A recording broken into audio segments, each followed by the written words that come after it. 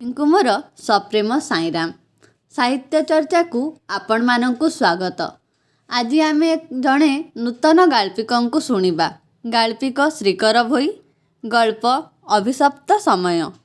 ସୂର୍ଯ୍ୟଙ୍କର ସୁନେଲି କିରଣ ଏ ପୃଥିବୀକୁ ସୀମାହୀନ ସୌନ୍ଦର୍ଯ୍ୟରେ ସୁଶୋଭିତ କରିବା ଆଗରୁ ସହର ଶେଷ ମୁଣ୍ଡରେ ଜଗୁଆଳି ହୋଇ ଠିଆ ହୋଇଥିବା ସହରଠୁ ବି ପ୍ରାଚୀନତମ ବରଗଛରେ ବସା ବାନ୍ଧିଥିବା ଚଢ଼େଇମାନେ ନିଜ ନିଜର ଉପସ୍ଥାନ ଜାହିର କରିବା ସଦୃଶ ବୃକ୍ଷ ଚତୁର୍ଦିଗରେ ମଣ୍ଡଳାକାରରେ କିଛି ସମୟ କିଚିରିମିଚିରି ହୋଇ ଯେତେବେଳେ ଆହାର ଅନ୍ୱେଷଣରେ ଚାଲି ଯାଉଥାନ୍ତି, ସେତେବେଳେ ପ୍ରାତଃ ଭ୍ରମଣର ଅବ୍ୟବହିତ ପୂର୍ବରୁ ବାବୁଲା ଚା ଦୋକାନରେ ଗରମାଗରମ ଚା ସାଙ୍ଗକୁ ଆଲୋକ ବାବୁଙ୍କ ଭାଇରାଲ ଭିଡ଼ିଓ ଦେଖିବାଟା ଏଇ କିଛି ମାସ ହେବ ଦୈନନ୍ଦିନ କାର୍ଯ୍ୟନିର୍ଘଣ୍ଟର ଏକ ଅଙ୍ଗ ପାଲଟି ଯାଇଛି।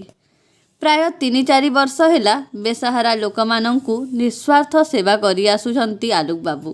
ଦୁଃଖୀ ଦରିଦ୍ରଙ୍କର ବନ୍ଧୁ ପାଲଟିଛନ୍ତି ସେ। ତେଣୁ କୌଣସି ପ୍ରକାରେ ତତ୍ସଂକ୍ରାନ୍ତୀୟ ଖବର ତତ୍କ୍ଷଣାତ୍ ତାଙ୍କ ନିକଟକୁ ସର୍ବପ୍ରଥମେ ପହଞ୍ଚିଯାଏ। ନିର୍ଭୀକ ଆଲୋକ ବାବୁ ବି କାହାରିକୁ ଭ୍ରୂକ୍ଷେପ ନ କରି ବାସ୍ତବ ଘଟଣାକୁ ଲୋକଲୋଚନକୁ ଆଣୁଛନ୍ତି ସତ୍ ସାହସର ସହିତ। ସେ ଦୃଷ୍ଟିରୁ ତାଙ୍କର ଭାଇରାଲ ଭିଡ଼ିଓର ଦର୍ଶକଙ୍କ ସଂଖ୍ୟା ମଧ୍ୟ ଆଶାତୀତ ଭାବେ ବୃଦ୍ଧି ପାଇ ଚାଲିଛି।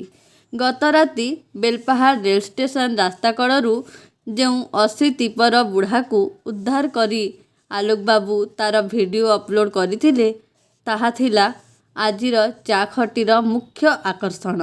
ଅନ୍ୟ ସବୁ ଭିଡ଼ିଓ ଅପେକ୍ଷା ଏଥିରେ ବେଶୀ ପରିମାଣରେ କମେଣ୍ଟ ଆସିଥିଲା ଏବଂ ଅଧିକାଂଶ କମେଣ୍ଟରେ ଲେଖାଥିଲା ବ୍ରୁଟାଲ, ମାର୍ସିଲେସ୍, କ୍ରୁଏଲ, ବାରବାରିଟି ଆଦି। ମୋର ଯେତେବେଳେ ନଜର ପଡ଼ିଲା ସେ ଭାଇରାଲ ଭିଡ଼ିଓ ଭିତରେ ଥିବା ରହସ୍ୟମୟ ବୃଦ୍ଧର ବେଦନାସିକ୍ତ ମୁଖମଣ୍ଡଳ, ମୁଁ ଅତ୍ୟନ୍ତ ଅଥୟ ହୋଇପଡ଼ିଲି ତାକୁ ଦେଖିବା ପାଇଁ। ଆଲୋକ ବାବୁଙ୍କୁ ପଚାରିଲି, ବୁଢ଼ାଟି ଏବେ କେଉଁଠି? ସେ କହିଲେ, ଗାନ୍ଧୀ ସ୍ମୃତି ସଦନରେ ରଖାଯାଇଛି। ଦିନ 10টাରେ ଜିଲ୍ଲାପାଳଙ୍କ ପ୍ରତିନିଧି ଆସିଲେ ମ୍ୟୁନିସିପାଲିଟି ସାହାଯ୍ୟରେ ତାକୁ ଗୋବିନ୍ଦପୁର ବୃଦ୍ଧାଶ୍ରମକୁ ନିଆଯିବ। କାଳ ବିଳମ୍ବ ନ କରି ମୁଁ ସାଙ୍ଗେ ସାଙ୍ଗେ ଆଲୋକ ବାବୁଙ୍କ ସଙ୍ଗେ ପହଞ୍ଚିଲି ଗାନ୍ଧୀ ସ୍ମୃତି ସଦନ। ସାଙ୍ଗରେ 2 ପ୍ୟାକେଟ ବିସ୍କୁଟ, ଦର୍ଜଣେ କଦଳୀ। ଘର କୋଣରେ କମ୍ବଳଟିଏ ଘୋଡ଼ି ହୋଇ ଶୋଇଥାଏ ବୁଢ଼ାଟି। ଆମର ଡାକ ଶୁଣି ସମ୍ଭ୍ରମିତ ଭାବରେ ବୁଢ଼ା 2 ଆଣ୍ଠୁ ମଝିରେ ମୁଣ୍ଡକୁ ରଖି ବସି ପଡ଼ିଲା। ତା'ର ବସିବା ଭଙ୍ଗୀରେ ଲାଗୁଥାଏ ସତେ ଯେପରି ସେ ତା'ର ମୁଖମଣ୍ଡଳକୁ ଏ କୃତଘ୍ନ ସମାଜକୁ ଦେଖାଇବାକୁ ଚାହୁଁନି। ଆଲୋକ ବାବୁ ପଚାରିଲେ, କିଛି ଖାଇଲୁଣି? ବୁଢ଼ା କେବଳ ମୁଣ୍ଡ ଟୁଙ୍ଗାରି ହଟିଏ ଦେଲା ଏକ ଦୀର୍ଘ ନିଶ୍ୱାସ ସହିତ। ସେହି ଦୀର୍ଘ ନିଶ୍ୱାସ ଭିତରେ ସତେ ଯେମିତି ସେ ଖୋଜୁଥିଲା ବୁଢ଼ିଆଣୀର ମାୟାଜାଳରେ ଛନ୍ଦି ହୋଇଥିବା ଏହି ପୃଥିବୀର ବୈଚିତ୍ର୍ୟମୟ ସ୍ୱରୂପକୁ। ଯଦିଓ ବୁଢ଼ାର ନୁଖୁରା ବାଳ, ଅସଯତ୍ନ ଲମ୍ବା ଦାଢ଼ି, ପାଟିଢଙ୍କା ନିଶ ଭିତରେ ଥିବା ହଳଦିଆ ଦାନ୍ତ, ସର୍ବୋପରି ଅୟୁତ ଯୁଗର ବେଦନାକୁ ଉଦରସ୍ଥ କରିଥିବା ଆଖି ଦୁଇଟି ତା'ର ସମସ୍ତ ଅବ୍ୟକ୍ତ କଥାକୁ ବ୍ୟକ୍ତ କରୁଥିଲେ ଅବାଞ୍ଛିତ ଭାବରେ। ତଥାପି ତାକୁ ପଚାରିଲୁ ତା'ର ଏପରି ଦୁର୍ଦ୍ଦଶାର କଥା। ଥରେ ନୁହେଁ, 2 ଥର ନୁହେଁ, ବାରମ୍ବାର ପଚାରିବାରୁ ହାତୀ ମଲେ 5, ଜୀଇଁଲେ 5 ସୂତ୍ରରେ ବୁଢ଼ା ଯାହା କହିଲା ତାହା ଶୁଣି ଲାଗିଲା ସତେ ଯେପରି ଏ ସମୟ ଅଭିଶପ୍ତ ହୋଇଯାଇଛି ଏ ବୁଢ଼ା ଭଳି ଲୋକମାନଙ୍କ ପାଖରେ।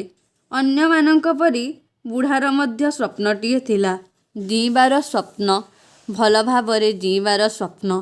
ସେଥିପାଇଁ ସେ ଦିନରାତି ଏକ କରି ଦେଇଥିଲା ନିଜକୁ।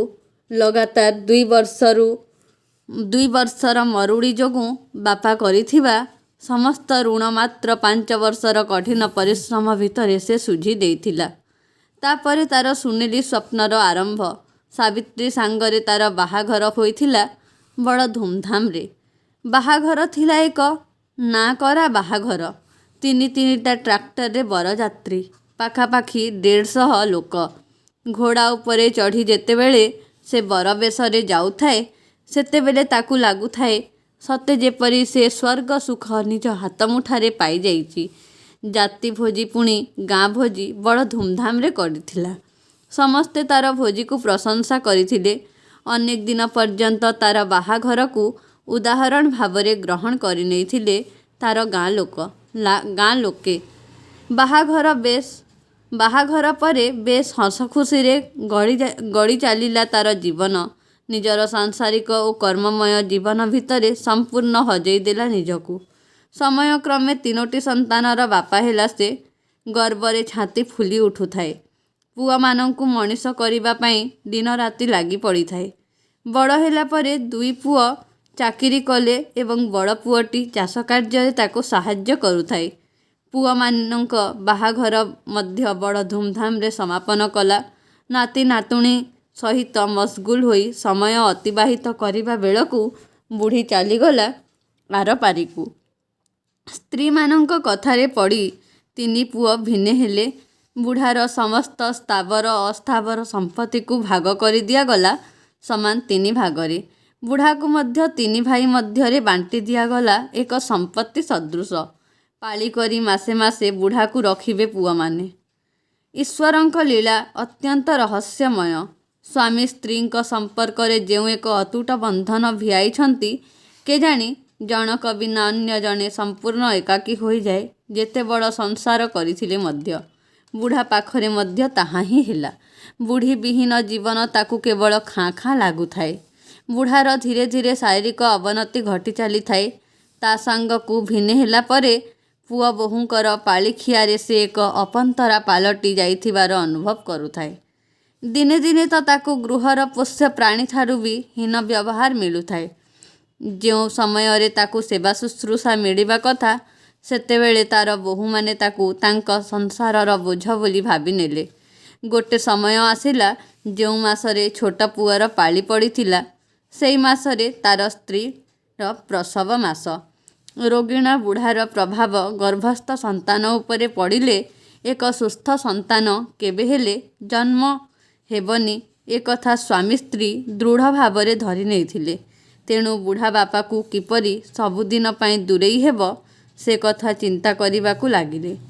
ଏ ଦିଗରେ ଭାଇମାନଙ୍କର ସହଯୋଗ ନିହାତି ଆବଶ୍ୟକ ଭାବି ତାଙ୍କୁ ସମାଧାନର ବାଟ ବାହାର କରିବା ପାଇଁ କହିବାରୁ ଆଗରୁ ସ୍ତ୍ରୀମାନଙ୍କର ଦୁର୍ବୁଦ୍ଧିରେ ପଡ଼ିଥିବା ଭାଇମାନେ ବିନା ମତାନ୍ତରରେ ବୁଢ଼ା ବାପାକୁ କେଉଁ ଏକ ଅଜଣା ସ୍ଥାନରେ ଛାଡ଼ି ଆସିବାକୁ ପ୍ରସ୍ତାବ ଦେଲେ, ଯେଉଁଠି ତାର ପ୍ରତ୍ୟାବର୍ତ୍ତନର କୌଣସି ସମ୍ଭାବନା ନଥିବ।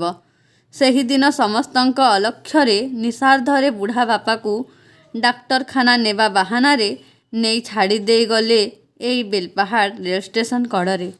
ବୁଢ଼ାର ସମସ୍ତ କଥା ଶୁଣି ଆଲୋକବାବୁ ପଚାରିଲେ, ତୋର ଗାଁର ନାଁ ଏବଂ ପୁଅମାନଙ୍କ ନାଁ କହ। ଆମେ ଥାନାରେ ତାଙ୍କ ବିରୁଦ୍ଧରେ କେସ୍ କରିବୁ। ଏପରି ଏକ ଅପ୍ରତ୍ୟାଶିତ ପ୍ରଶ୍ନରେ ବୁଢ଼ାର ପିତୃହୃଦୟ ବିହୋଳିତ ହୋଇ ଉଠିଲା। ସମୁଦ୍ରର ସମସ୍ତ ତରଙ୍ଗକୁ ଉଦରସ୍ଥ କରି ସମୁଦ୍ର ତଟ ଯେପରି ସମସ୍ତ ବିଷୟାତୀତରୁ ଊର୍ଦ୍ଧ୍ୱକୁ ଚାଲିଯାଏ, ଠିକ୍ ସେହିପରି ବୁଢ଼ା ଜଣକ ଏକ ଦୀର୍ଘ ନିଶ୍ୱାସ ଭିତରେ ଉଦରସ୍ଥ କରିନେଲା ସମସ୍ତ ଅଭିଶପ୍ତ ସମୟକୁ। ତାପରେ ଆଲୋକବାବୁଙ୍କ ସମସ୍ତ ପ୍ରଶ୍ନର ଉତ୍ତର ହଜି ଯାଉଥିଲା ଏକ ଗଭୀର ନୀରବତା ଭିତରେ। ଧନ୍ୟବାଦ।